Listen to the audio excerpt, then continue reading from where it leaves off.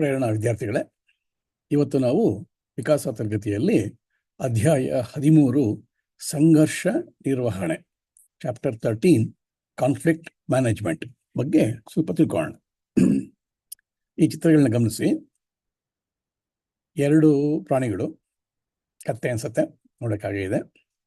ಎರಡನ್ನೂ ಕಟ್ಟಾಕ್ಬಿಟ್ಟಿದ್ದಾರೆ. ಈ ಕಡೆ ತುದಿನಲ್ಲಿ ಒಂದು ಹುಲ್ಲಿನ ಬಣವೆ ಇದೆ, ಆ ಕಡೆ ತುದಿನಲ್ಲಿ ಕೂಡ ಹುಲ್ಲಿನ ಬಣವೆ ಇದೆ. 2 ಪ್ರಾಣಿಗಳು, ಕತ್ತೆಗಳು ಹಸಿವಾಗಿವೆ, ಅದಕ್ಕೆ ಹುಲ್ಲು ಮೇಯಬೇಕು. ಏನು ಮಾಡುತ್ತೆ? ಮೊದಲನೇ ಚಿತ್ರದಲ್ಲಿ objective differs. Why one donkey wants to go to the food which is nearby, other donkey also wants to go to the food which is nearby. ಗುರಿಗಳು ಬೇರೆ ಬೇರೆ. So they approaches also differ because they are pulling each other. ಮಾರ್ಗಗಳು ಭಿನ್ನವಾಗಿವೆ. Hence there is going to be a conflict. ಘರ್ಷಣೆ ಇರುತ್ತೆ. ನಾವು it is time to negotiate. ಒಪ್ಪಂದ ಸಾಧನೆಗಾಗಿ ಮಾತುಕತೆ ನಡೆಸಬೇಕು. ನಡೆಸಿದ್ಮೇಲೆ ಕಾಂಪ್ರಮೈಸ್, ಒಮ್ಮತದಿಂದ ಕಾರ್ಯಾಚರಣೆ, ದೆನ್ ಮ್ಯೂಚುವಲ್ ಬೆನಿಫಿಟ್, ಇಬ್ಬರಿಗೂ ಲಾಭ. Every conflict can have A solution. ಪ್ರತಿಯೊಂದು ಸಂಘರ್ಷಕ್ಕೂ ಒಂದು ಪರಿಹಾರವಿರುತ್ತದೆ. Sardar Vallabhbhai Patel's role in unification of India is a classic example for conflict management. Sardar Patel, the Iron Man of India, was known for his nobility, diligence in work, and undaunted willpower.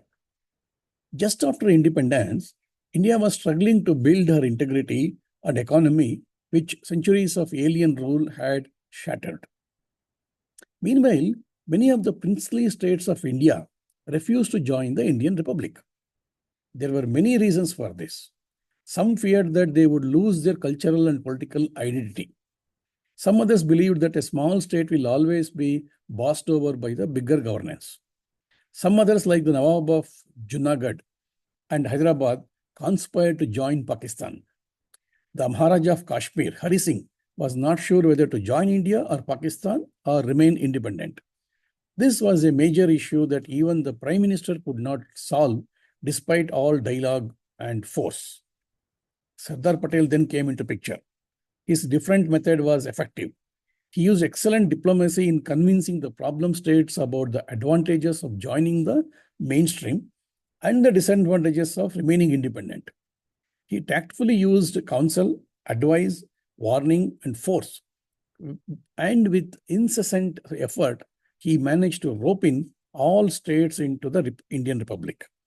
Meanwhile, the adamant Nizam of Hyderabad secretly conspired to join Pakistan, but Patel made a swift move and used political force to stop him.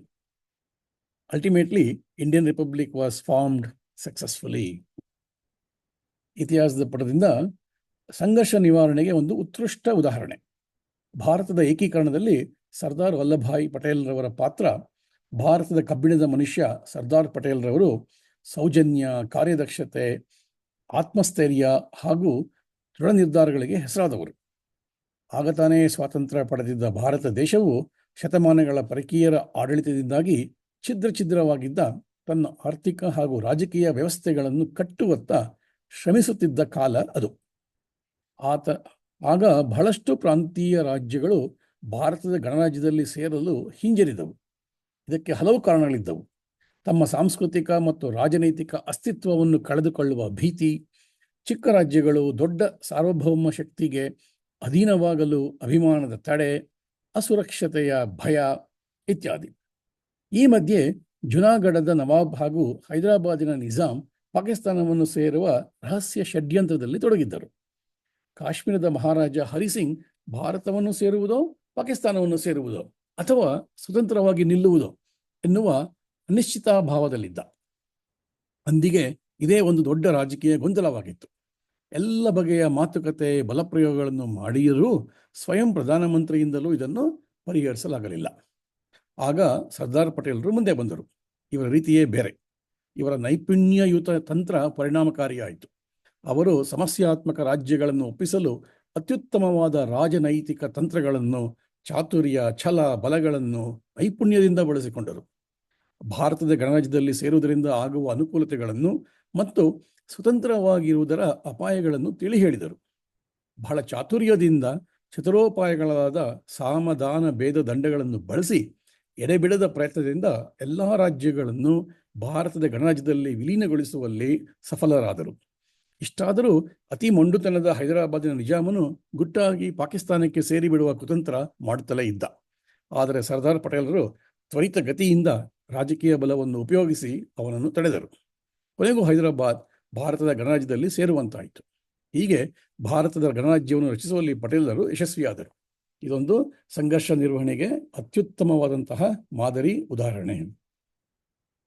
What is conflict? ಸಂಘರ್ಷ ಎಂದರೇನು? Conflict is an opposition of opinions or purpose that may cause mental strife, fight, argument, disagreement, heated discussion, etc.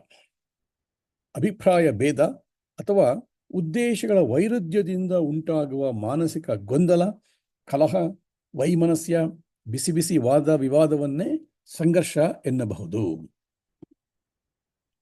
Conflict is natural in life.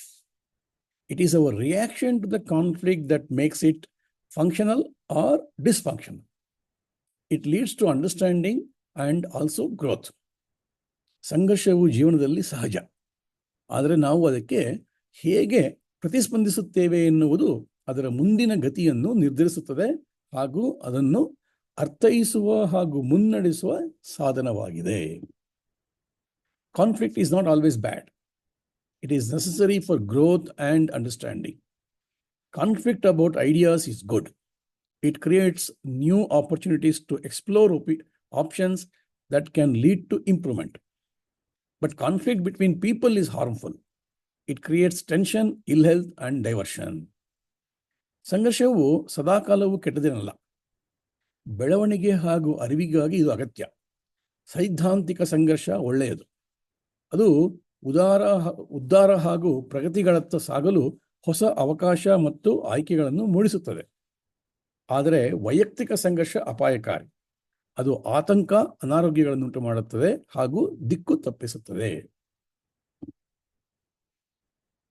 Conflicts can be negotiable or non-negotiable situations. So negotiable situations ಯಾವುದು? Situations which you can change, control or modify. For example, cleanliness, repairs, arguments, etc. Solution: negotiate for a win-win situation. Then what are non-negotiable situations? Situations over which you have no control or choice. For example, trauma over a death or a fatal accident. Solution: change your reactions and responses. 80% of solutions are non-negotiable, 20% are negotiable. ಸಂಘರ್ಷಗಳಲ್ಲಿ ಎರಡು ಬಗೆ: ಪರಿಹರಿಸಲಾಗದ ಮತ್ತು ಅಥವಾ ಪರಿಹರಿಸಬಹುದಾದ ಸ್ಥಿತಿ. ಈ ಪರಿಹರಿಸಲಾಗುವ ಸನ್ನಿವೇಶ ಯಾವುದು? ಪರಿವರ್ತನೆ, ನಿಯಂತ್ರಣ ಅಥವಾ ಬದಲಾವಣೆ. ಉದಾಹರಣೆ: ಸ್ವಚ್ಛತೆ, ದುರಸ್ತಿ, ಚರ್ಚೆ ಇಂಥದ್ದು. ಇದಕ್ಕೆ ಪರಿಹಾರ ಏನು? ಗೆಲುವಿಗಾಗಿ ವ್ಯವಹರಿಸು, ಗೆಲುವಿನ ಸನ್ನಿವೇಶವನ್ನು ನಿರ್ಮಾಣ ಮಾಡು. ಈಗ ಪರಿಹರಿಸಲಾಗದ ಸನ್ನಿವೇಶ ಅಂದರೆ ಯಾವುದು? ನಿಮಗೆ ನಿಯಂತ್ರಣ ಮತ್ತು ಆಯ್ಕೆಯ ಸ್ವಾತಂತ್ರ್ಯ ಇಲ್ಲದ ಸನ್ನಿವೇಶಗಳು. ಉದಾಹರಣೆ: ಮೃತ್ಯು ಅಥವಾ ಪ್ರಾಣಾಂತಿಕವಾದ ದುರ್ಘಟನೆಯಿಂದ ಒದಗಿದ ಒಂದು ಸ್ಥಿತಿ. ಅದಕ್ಕೆ ಪರಿಹಾರ ಏನು? ನಮ್ಮ ಪ್ರತಿಕ್ರಿಯೆ ಅಥವಾ ಪ್ರತ್ಯುತ್ತರಗಳನ್ನು ಬದಲಾಯಿಸಿಕೊಳ್ಳುವುದು. 80% ಸಂದರ್ಭಗಳು ಬಗೆಹರಿಸೋದಕ್ಕೆ ಆಗೋದಿಲ್ಲ, 20% ಸಂದರ್ಭಗಳು ಬಗೆಹರಿಸಬಲ್ಲವು. ಅದನ್ನು ನಾವು ಕಂಟ್ರೋಲ್ ಮಾಡಬೇಕು. Common causes for conflict. ಸಂಘರ್ಷಕ್ಕೆ ಸಾಮಾನ್ಯ ಕಾರಣಗಳು ಯಾವುದು? ಒಂದು, opposing view points, difference in opinions, cannot compromise at any cost. ವಿರುದ್ಧ ದೃಷ್ಟಿಕೋನಗಳು, ಅಭಿಪ್ರಾಯಗಳಲ್ಲಿ ವ್ಯತ್ಯಾಸ ಇರುತ್ತೆ, ಯಾವ ಸಂದರ್ಭದಲ್ಲೂ ರಾಜಿಯಾಗಲು ಸಾಧ್ಯವಿಲ್ಲ ಎನ್ನುವ ಒಂದು ಮನೋಭಾವ. ಎರಡನೆಯದು, ineffective communication gap, misunderstanding, harsh talk, sarcastic remarks, inappropriate tone and facial expressions. ಪ್ರಭಾವಶಾಲಿಯಲ್ಲದ ಸಂವಹನದಲ್ಲಿ ಅಂತರ ಅಥವಾ ತಪ್ಪು ತಿಳುವಳಿಕೆ, ಒರಟು ಮಾತು, ಚುಚ್ಚು ಮಾತು, ಅಸಮಂಜಸ ಸ್ವರ ಮತ್ತು ಹಾವಭಾವ. 90% of conflict occurs not with what was said, but the tone in which it was said. ಅಂದರೆ 90% ಸಂಘರ್ಷಗಳಿಗೆ ಕಾರಣ ಹೇಳಿದ ಮಾತಲ್ಲ, ಆದರೆ ನಾವು ಆ ಮಾತನ್ನು ಹೇಳುವ ಶೈಲಿ. ಸೊ ಮಾತು ಹೇಳೋದಕ್ಕಿಂತ ಹೆಚ್ಚಾಗಿ ಯಾವ ರೀತಿ ಹೇಳ್ತೀವಿ ಅನ್ನೋದು ಬಹಳ ಮುಖ್ಯ. ಮೂರನೇದು, bringing along the emotional garbage, thinking of problems at home, keeping in mind past rivalry, greed for status or recognition. ಮನೆಯ ಕಷ್ಟಗಳ ಭಾವನೆಗಳನ್ನು ಮನಸ್ಸಿನಲ್ಲಿ ಹೊತ್ತು ತಿರುಗುವುದು. ಉದಾಹರಣೆಗೆ, ಮನೆಯ ಸಮಸ್ಯೆಗಳ ಬಗ್ಗೆ ಚಿಂತನೆ ಮಾಡೋದು, ಮನಸ್ಸಿನಲ್ಲಿ ಹಳೆಯ ವೈರತ್ಯವನ್ನು ಇಟ್ಟುಕೊಂಡಿರೋದು, ಸ್ಥಾನಮಾನದ ಬಗ್ಗೆ ದುರಾಸೆ ಇರೋದು. The aim of argument or of discussion should not be victory but progress. ವಾದದ ಮುಖ್ಯ ಉದ್ದೇಶ ಗೆಲುವು ಸಾಧಿಸುವುದಲ್ಲ, ಬದಲಾಗಿ ಪ್ರಗತಿ ಹೊಂದುವುದು ಆಗಿದೆ. ಈ ಒಂದು ಕತೆ. The tongue and teeth got into an argument. The teeth arrogantly remarked, "You fleshy lump, if only I bite you hard, you will be in 2 pieces." The tongue was hurt and retaliated back, "Beware, you wretched ones. If I speak foul words at someone, all of you will be smashed off at once. Each is great in his own place. Never make provoking opinions about anyone's role." ನಾಲಿಗೆ ಮತ್ತು ಹಲ್ಲು ಒಂದು ವಾದದಲ್ಲಿ ತೊಡಗಿದವು. ಹಲ್ಲು ಗರ್ವದಿಂದ ಟೀಕಿಸಿತು, "ನೀನು ಮಾಂಸದ ಮುದ್ದೆ, ನಾನು ನಿನ್ನನ್ನು ಗಟ್ಟಿಯಾಗಿ ಕಚ್ಚಿದರೆ ನೀನು 2 ತುಂಡಾಗುತ್ತೀಯಾ ಅಂತ ನಾಲಿಗೆ ಹೇಳ್ತು. ನಾಲಿಗೆಗೆ ತುಂಬ ನೋವಾಯಿತು ಮತ್ತು ಪ್ರತಿ ಉತ್ತರ ನೀಡುತ್ತಾ ಹೇಳಿತು, "ಪಾಪಿಗಳೇ, ಎಚ್ಚರಿಕೆ, ನಾನು ಯಾರಿಗಾದರೂ ಕೆಟ್ಟ ಮಾತುಗಳನ್ನು ಆಡಿದರೆ ಒಂದೇ ಸಲಕ್ಕೆ ನೀವೆಲ್ಲರೂ ಚೂರು ಚೂರಾಗುತ್ತೀರಿ." ಯಾಕೆ? ನಾಲಿಗೆ ಕೆಟ್ಟ ಮಾತಾಡಿದ್ರೆ ಮುಂದೆ ಸುಮ್ಮನೆ ಬಿಡ್ತಾರ, ಹಲ್ಲುಗಳನ್ನ ಉದಿಸ್ಬಿಡ್ತಾರೆ. ಪ್ರತಿಯೊಬ್ಬರೂ ತಮ್ಮ ತಮ್ಮ ಸ್ಥಾನಗಳಲ್ಲಿ ಶ್ರೇಷ್ಠ. ಯಾವತ್ತೂ ಇನ್ನೊಬ್ಬರ ಪಾತ್ರಗಳ ಬಗ್ಗೆ ಪ್ರಚೋದನಕಾರಿ ಹೇಳಿಕೆಗಳನ್ನು ಕೊಡಬೇಡಿ. Strategies to resolve conflicts. One is ethics. Keep aside personal relationships and feelings. If tired, sick, hungry, wait until you or the other person feels better. Tackle the problem and not the person. ಸಂಘರ್ಷ ಪರಿಹಾರದ ಮಾರ್ಗಗಳು. ಮೊದಲನೇದು ನೈತಿಕತೆ. ವೈಯಕ್ತಿಕ ಸಂಬಂಧ ಮತ್ತು ಭಾವನೆಗಳನ್ನು ಬದಿಗೊತ್ತಿ. ಆಯಾಸವೋ ಹಸಿವೆಯೋ ಆಗಿದ್ದರೆ ನೀವು ನಿಮ್ಮ ಜೊತೆಗಿರುವವರಿಗೆ ಸೌಖ್ಯ ಉಂಟಾಗುವ ತನಕ ಕಾಯಿರಿ, ಸಮಸ್ಯೆಯನ್ನು ಎದುರಿಸಿ, ವ್ಯಕ್ತಿಯನ್ನಲ್ಲ. 2. Explore. Analyze the sources of conflict. Do not decide too early that nothing can be done. Be willing to find newer solutions. Bring out creative solutions based on the place, time, situation, and person. ಶೋಧಿಸಿ. ಸಂಘರ್ಷ ಹೇಗೆ ಹುಟ್ಟಿತೆಂದು ವಿಶ್ಲೇಷಿಸಿ. ಯಾವುದೂ ಸಾಧ್ಯವಿಲ್ಲ ಎಂಬ ನಿರ್ಣಯಕ್ಕೆ ಬೇಗ ಬರಬೇಡಿ. ಹೊಸ ಸಮಾಧಾನಗಳನ್ನು ಕಂಡುಕೊಳ್ಳಲು ಪ್ರಯತ್ನಿಸಿ. ಸಮಯ, ಸ್ಥಾನ, ಸ್ಥಿತಿ ಮತ್ತು ವ್ಯಕ್ತಿಗಳ ಬಗ್ಗೆ ಗಮನಿಸಿ ಸೃಜನಶೀಲ ಪರಿಹಾರಗಳನ್ನು ಹೊರಗೆ ತನ್ನಿ. ಮೂರನೇದು, listen. Listen properly till the end. Understand the other person's viewpoint. Speak without interrupting each other. While listening, do not spend time mentally preparing for what you are going to say back. ಆಲಿಸಿರಿ. ಕೊನೆಯ ತನಕ ವಾದಗಳನ್ನು ತಾಳ್ಮೆಯಿಂದ ಆಲಿಸಿ. ಮತ್ತೊಬ್ಬರ ಅಭಿಪ್ರಾಯವನ್ನು ಅರ್ಥ ಮಾಡಿಕೊಳ್ಳಿ. ಅಡಚಣೆ ಇಲ್ಲದೆ ಮತ್ತೊಬ್ಬರ ಜೊತೆ ಮಾತನಾಡಿ. ಇನ್ನೊಬ್ಬರ ಮಾತು ಕೇಳುವಾಗ ನೀವು ಮತ್ತೆ ಏನು ಮಾತಾಡಬೇಕು ಅಂತ ಮುಂಚೆ ಯೋಚನೆ ಮಾಡ್ತಾ ಕೂತ್ಕೋಬೇಡಿ. Skills. Tackle the problem directly with the other person. Focus on one problem at a time. Try to understand from the face expressions and hand gestures. Try to view the conflict through the other's person's eyes. Use soft words and hard arguments. Respect the opinions of both sides. Try to satisfy both sides, but stick to ethics at any cost. ಕೌಶಲಗಳು ಏನಪ್ಪ ಅಂದರೆ, ಸಮಸ್ಯೆಯನ್ನು ಬಗೆಹರಿಸಲು ಆದಷ್ಟು ಮಟ್ಟಿಗೆ ಮೂರನೆಯವರ ಸಹಾಯ ಬೇಡ.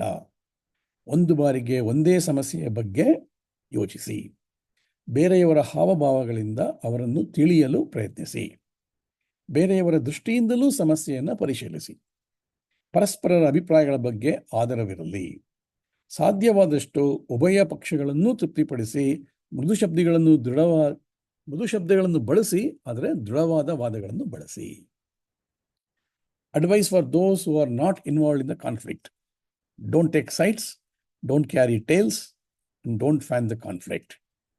ಸಂಘರ್ಷಣೆಗೆ ಒಳಗಾಗದವರ ಅಂದರೆ ಮೂರನೆಯವರಿಗೆ ಕಿವಿ ಮಾತು ಏನಪ್ಪ ಅಂದರೆ, ಯಾರ ಪರ ವಹಿಸಬೇಡಿ, ಚಾಡಿ ಮಾತು ಹೇಳಬೇಡಿ, ಕೇಳಬೇಡಿ, ಸಂಘರ್ಷವನ್ನು ಉತ್ತೇಜಿಸಬೇಡಿ, ಜಾಸ್ತಿ ಮಾಡಕ್ಕೆ ಹೋಗಬೇಡಿ. Keep trying. If you don't reach agreement, don't be afraid to try again another time. It can sometimes be better to try to resolve a conflict bit by bit, giving everyone concerned time to think and rest. ಪ್ರಯತ್ನಿಸುತ್ತಲೇ ಇರಿ. ಒಂದು ವೇಳೆ ನೀವು ಒಪ್ಪಂದಕ್ಕೆ ತಲುಪದಿದ್ದರೂ ಆತಂಕಗೊಳ್ಳದೆ ಮತ್ತೊಮ್ಮೆ ಪ್ರಯತ್ನಿಸಿ. ಕೆಲವು ಬಾರಿ ಸಂಘರ್ಷವನ್ನು ಹಂತ ಹಂತವಾಗಿ ಪರಿಹರಿಸಲು ಪ್ರಯತ್ನಿಸಿ. ಅದರಿಂದಾಗಿ ಪ್ರತಿಯೊಬ್ಬರಿಗೂ ಆಲೋಚಿಸಲು ಸಮಯ ದೊರಕುತ್ತದೆ. ಎಂದಿಗೂ ಪ್ರಯತ್ನವನ್ನು ಕೈಬಿಡಬೇಡಿ. ಸಂಘರ್ಷ ಪರಿಹಾರ ಮಾಡೋದಕ್ಕೆ ನಿಮ್ಗೆಲ್ರಿಗೂ ಶುಭ ಹಾರೈಕೆಗಳು. Best wishes. Become a good conflict resolution people. ಈಗ ಬ್ರೇಕ್ಔಟ್ ರೂಮ್ ಆಕ್ಟಿವಿಟಿನಲ್ಲಿ activity 1, your college is planning to introduce uniform dress code. Students are not in favour of dress code. One of you play the role of a teacher and one play the role of a student. Both sides present your argument and try to resolve this conflict. ನಿಮ್ಮ ಕಾಲೇಜಿನಲ್ಲಿ ಹೊಸದಾಗಿ ಸಮವಸ್ತ್ರವನ್ನು ಜಾರಿಗೊಳಿಸಲು ಯೋಚಿಸಿದ್ದಾರೆ. ವಿದ್ಯಾರ್ಥಿಗಳಿಗೆ ಅದು ಇಷ್ಟವಿಲ್ಲ. ನಿಮ್ಮಲ್ಲಿ ಒಬ್ಬರು ವಿದ್ಯಾರ್ಥಿಯ ಪಾತ್ರ, ಒಬ್ಬರು ಅಧ್ಯಾಪಕರ ಪಾತ್ರ ನಿರ್ವಹಿಸಿ, ಇಬ್ಬರು ಹ್ಯಾಂಡ್ ರೈಸ್ ಮಾಡಿದವರು, ಒಬ್ಬರು ಸ್ಟೂಡೆಂಟು, ಒಬ್ಬರು ಟೀಚರ್. ಎರಡೂ ಕಡೆಯವರು ನಿಮ್ಮ ವಾದವನ್ನು ಮಂಡಿಸಿ. ಇದನ್ನು ಕಾನ್ಫ್ಲಿಕ್ಟ್ ರೆಸಲ್ಯೂಷನ್ ಮುಖ್ಯ, ಸಂಘರ್ಷ ನಿರ್ವಹಣೆ ಮುಖ್ಯನೇ ಹೊರತು ಇಂಡಿವಿಜುವಲ್ಸ್ ಮೇಲೆ ಫೋಕಸ್ ಮಾಡಬಾರ್ದು. ಅದಾದ ಮೇಲೆ activity number 2, your best friend wants to sit next to you in the examination and copy the answers from you. You are not in favor of this. How would you resolve this conflict? ನಿಮ್ಮ ಸ್ನೇಹಿತರೊಬ್ಬರು ಪರೀಕ್ಷೆಯಲ್ಲಿ ನಿಮ್ಮ ಪಕ್ಕದಲ್ಲೇ ಕುಳಿತು ನಿಮ್ಮಿಂದ ಉತ್ತರವನ್ನು copy ಮಾಡಲು ನಿಮ್ಮೊಂದಿಗೆ ಚರ್ಚಿಸುತ್ತಿದ್ದಾರೆ. ನಿಮಗೆ ಅದು ಇಷ್ಟವಿಲ್ಲ. ಈ ಸಂಘರ್ಷವನ್ನು ಹೇಗೆ ಪರಿಹರಿಸುವಿರಿ ಎಂದು ವಿವರಿಸಿ. ಎಲ್ರಿಗೂ ಶುಭವಾಗಲಿ. ನಮಸ್ಕಾರ.